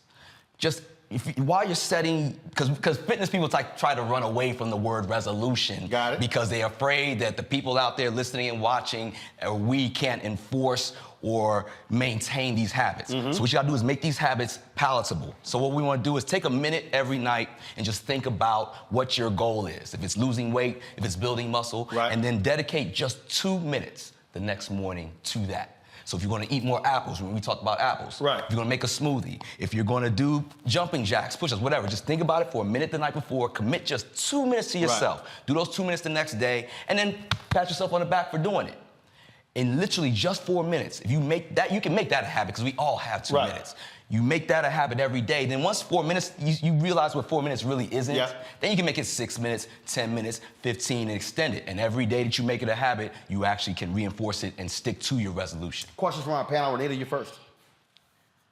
Well, thank you for the information that you're providing. This is very, very helpful. As Roland mentioned, so many people get overwhelmed when you start to talk about nutrition and fitness. So what are your top small tips of what everyone can do to lose fat and increase energy? Let's do 2. All right, 2. So like I said, I'll reinforce what I just said, that 4-minute fix. Think about just the one thing you're trying to do and dedicate just 2 minutes to it. Everybody has 2 minutes. Take 2 minutes and just do that. So if you want some exercise that'll work in 2 minutes, DM me, I'll give them to you. Make sure if you want to eat something better, pick an apple, pick something simple. Apples, berries, melons are all great for you in terms of fruit. Any green, dark leafy greens, they're good for you as well. And just invest 2 minutes of your time in eating that. Every day. If you trip up and can't keep up, just start over. 2 minutes, we all have it. Am I making sense so far? Or again, what I had to do is sort of tell you grabbing those chips or the cookies, you grab the green apple, you grab those fruits, that are easy when you're moving on the go. Right, and so to that point, when you're overwhelmed, go back to basics. Don't try to juice the whole garden. Don't try to make a huge, just grab an apple. You'll be amazed. It's literally true. An apple a day will keep the doctor away. 90 seconds, 2 more questions. Omakongo, go. I appreciate everything you're saying about what to eat. My question is about when to eat. Can you share your thoughts on intermittent fasting?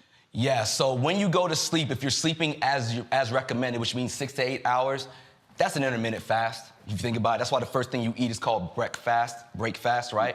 What I want you to do is get in the habit of juicing. Get a juicer, not a blender, a juicer. And again, DM me, I'll give you the details, but get a juicer, juice within 90 minutes of waking up, and I promise you the rest of your day will go a lot smoother when it comes to nutrition. Really? So, because what I'm doing is I'm actually working out on an empty stomach, then having my first meal post-workout. I'm not mad at that. Okay. If you can hack it. But you want to get some energy because if you... don't worry about it. I got energy. Yeah. That ain't the problem. Because if you miss that, then you will go for cheap energy, and that's when you start hitting the sugars. I got enough energy. I'm good. Julianne, go. All I want to know is, as a middle-aged, maybe old woman, what would you suggest to me about how I re-up energy? I eat well. I exercise. Gotcha. But what you got for me? So when our, not just yours, not just women, but when men and women's bodies start to change as we get older, the paradigm shifts, so the things that you used to do don't necessarily work as well now. DM me so we can talk specifically about that, because I'm working on Women's Hormones Health Workshop. So hit me up, go to 6weeksuperyou.com, DM me on Instagram, and if you hit me, No, dude, you're supposed to give me some tips right now. 6weeksuperyou.com is the website. Julianne, calm down. The man said DM me. He gonna hook you up. DM me, because if you put RMU in the DMs, I'll know that you saw me here. I won't charge you for the consultation, but I will give you a consultation that I promise you will help you be your best. All right. So again, the 6 week. Get the website again. 6weeksuperyou.com. The number 6weeksuperyou. Okay. And what program? What's the program? And that program is a 90-day program that actually will have me walk with you for 3 months, day by day, every single day. It won't take no more than 5 minutes out of your day, and you will actually have my guidance so you can make these habits your lifestyle. Got it. All right. Cootie Mac, I appreciate it, man. Oh, man, thanks a bunch. Again, your Instagram pulled up, folks. This is how you can reach him. Instagram, Facebook, email, his website as well. Check him out. Thanks a bunch, man. I appreciate it. Got you, man. Folks, again, go to 6weeksuperyou.com to get yourself started. I tell you, an all new you in 2023. Folks, that's it. I'll see you tomorrow right here. Roland Martin Unfiltered on the Black Star Network. Holla!